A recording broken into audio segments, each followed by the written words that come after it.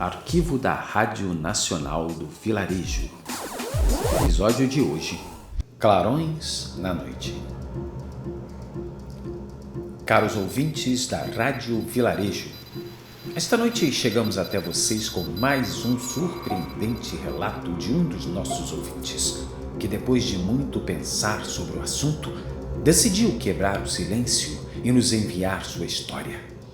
Ressaltamos o compromisso em manter nossas fontes no mais completo sigilo e desde já agradecemos o prezado ouvinte pela ousadia de ignorar os alertas internos e esquecer as precauções que nos impedem às vezes de dizer a verdade.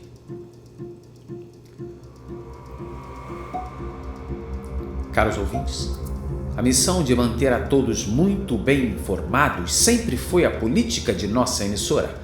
Portanto, quem tiver alguma ocorrência no dia a dia deste estimado vilarejo pode confiar em nossa descrição e nos enviar a sua história. O que vamos relatar agora aconteceu dentro dos limites de nossa cidade, numa das noites mais frias do ano, aquele período onde os dias são mais curtos e as noites mais longas. O céu respondia com um azul fechado, empobrecido de luz e brilho. As estrelas apareciam timidamente tentando cobrir o véu noturno, respingando aqui e ali em pontinhos espaçados, alguns mais fortes e brilhantes, outros mais desbotados e sem ânimo.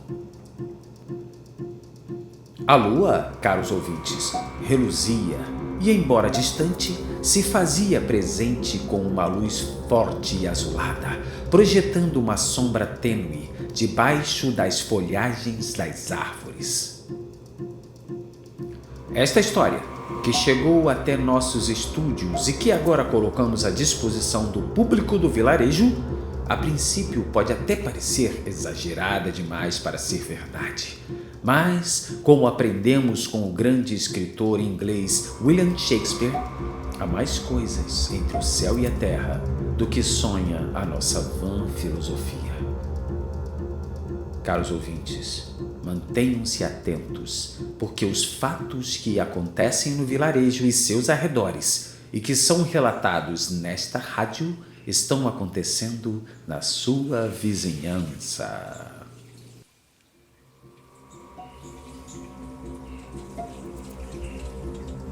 O ouvinte nos conta que na noite do equinócio do outono deste ano, passou a ouvir a altas horas da madrugada, quando todos os ruídos ficam mais evidentes, que seu vizinho trabalhava com afinco em sua oficina particular. As luzes que volta e meia se acendiam lhe despertaram interesse, especialmente porque eram de intensidade fora do comum para as lâmpadas que possuímos em nossas casas. Muito fortes, causavam um clarão estarrecedor e vazavam pelas frestas dos tecidos de juta que o vizinho, na vã tentativa de acobertar, fixou nas janelas. Não havia barulho suficiente para despertar os moradores daquela rua a ponto de justificar uma reclamação, mas nosso ouvinte revela que ficou muito desconfiado. As piores maquinações, os engenhos da criatividade humana, geralmente crescem em ambientes como aquela oficina e sempre na calada da noite. Nosso ouvinte conta que não resistiu ao chamado que o impulsionava para fora de casa, resgatando-o do sono e o levando a olhar pela janela, atraído pelos clarões. Num rompante, ele vestiu seu sobretudo preto, calçou seus chinelos sobre as meias e saiu silenciosamente de casa.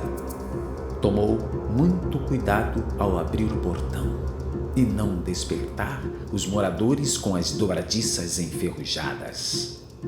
Logo estava diante da casa do vizinho, a observar mais de perto os tais clarões amarelados. Só então notou que também havia um som que acompanhava as fortes luzes, um rangido de máquina, de serra e de maçarico, um pouco de cada. Mas não era nenhum desses aparelhos. Aquilo tudo era muito estranho e, mesmo ciente de que estaria invadindo uma propriedade privada, foi levado pela curiosidade, não resistiu e atravessou o portão.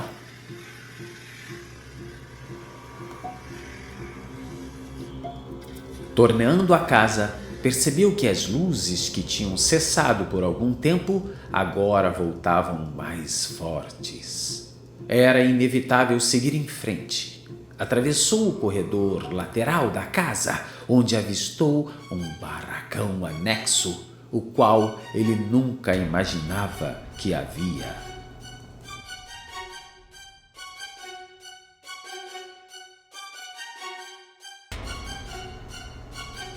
Ele se aproximou com cuidado do barracão, abriu a porta de madeira envelhecida e foi abruptamente projetado para baixo, rolando o que deviam ser escadas toscamente esculpidas na terra. Assim que se refez, e tão logo sua vista se acostumou à escuridão, percebeu que estava num subsolo.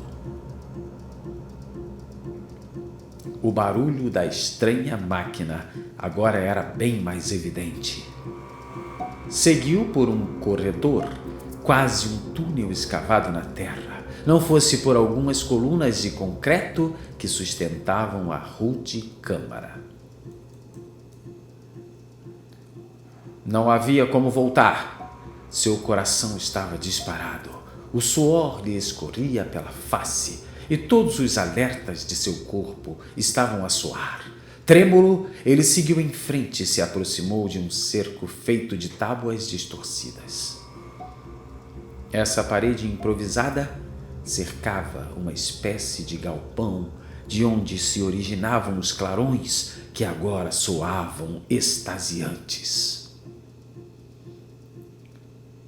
Ele se aproximou e passou a observar pelas frestas das tábuas o que se passava do lado de dentro do galpão.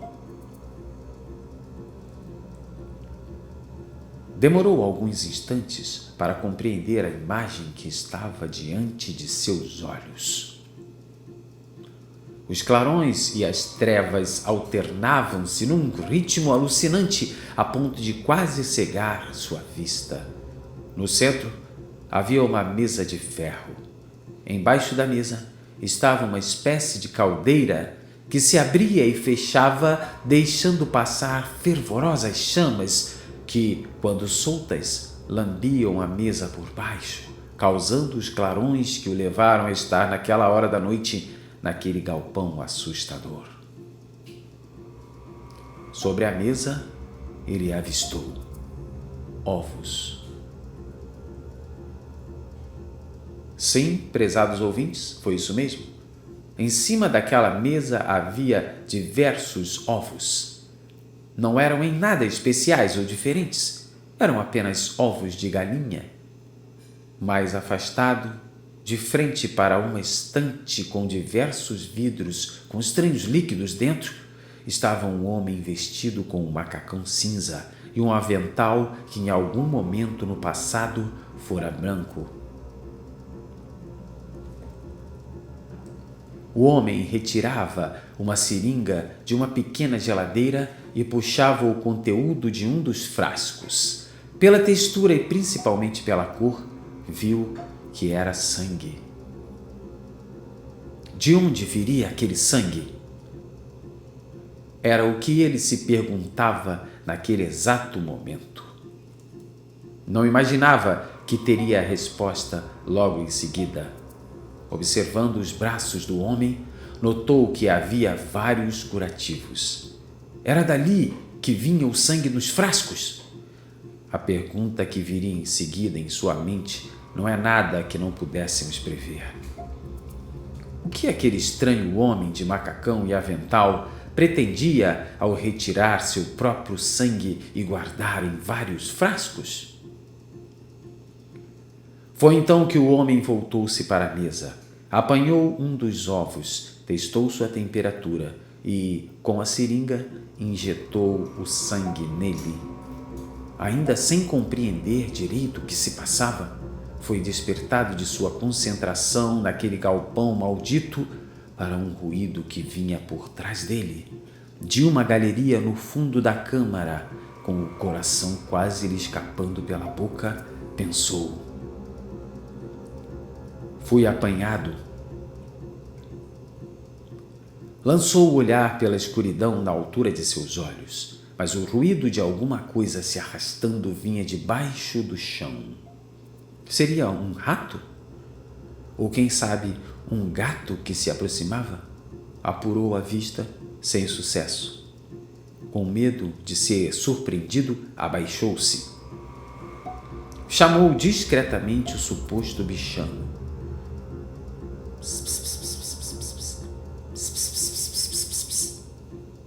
O barulho aumentou. Se era mesmo um gato, estava a poucos centímetros dele. Fixou o olhar no ponto de onde vinha o farfalhar de passos. Vindo do escuro, apoiando-se no tapume de madeira que cercava o galpão, caminhando a passos lentos, surgiu um homenzinho.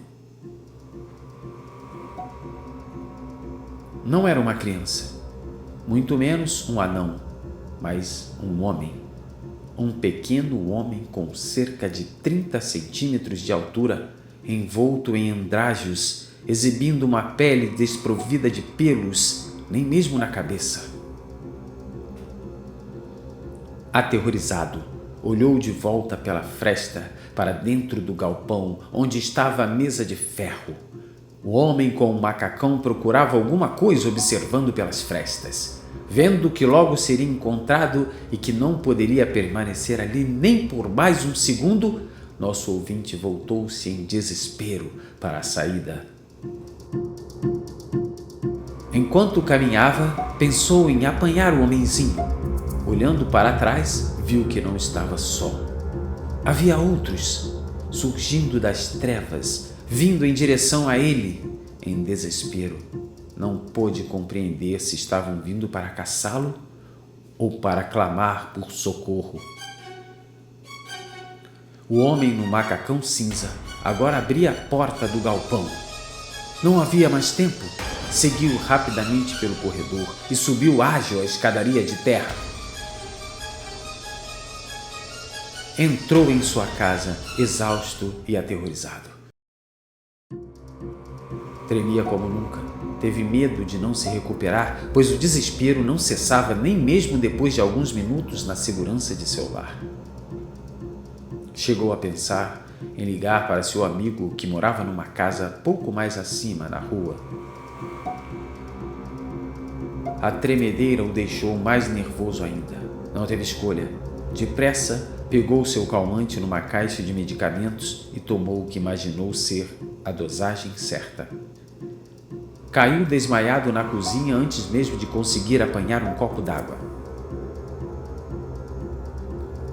No dia seguinte, acordou lá pelas 11 horas. Demorou a conseguir se levantar. Uma forte gripe o arrebatou. O frio chão da cozinha moeu seus ossos. Ergueu-se com tremenda dificuldade. Foi até a rua e parou diante da casa. Estava tudo quieto. Está abandonada há uns 10 anos, disse o morador da casa ao lado. Pediu para entrar, fingindo interesse em comprar. Foi imediatamente para o barracão, desceu as escadas de terra. A velha mesa enferrujada estava lá, bem como a velha estante. Não havia mais nenhum frasco nas prateleiras, nem sinal da pequena geladeira. Perguntou pelo fogo embaixo da mesa. O morador respondeu que havia um velho sistema de aquecimento, mas que estava desativado há vários anos. Ele encostou a mão na parte de baixo da mesa. Estava fria. Talvez estivesse quente há poucas horas, mas o frio que estava fazendo por aqueles dias teria amenizado a temperatura. Nossa produção tentou localizar o ouvinte para saber maiores detalhes sobre o ocorrido, mas ele não quis se identificar. O nome da rua que ele nos forneceu era falso, portanto, ficamos sem mais nenhuma informação. No mais, pedimos que fiquem atentos e, se por acaso tiverem qualquer notícia sobre o paradeiro do misterioso homem do macacão cinza, ou perceberem os mesmos clarões vindo de uma antiga casa a altas horas da madrugada, entrem em contato o mais depressa possível. Essa foi mais uma transmissão Rompendo a Noite e Enchendo a Madrugada. Fiquem atentos. Um bom descanso a todos. O programa de hoje fica por aqui.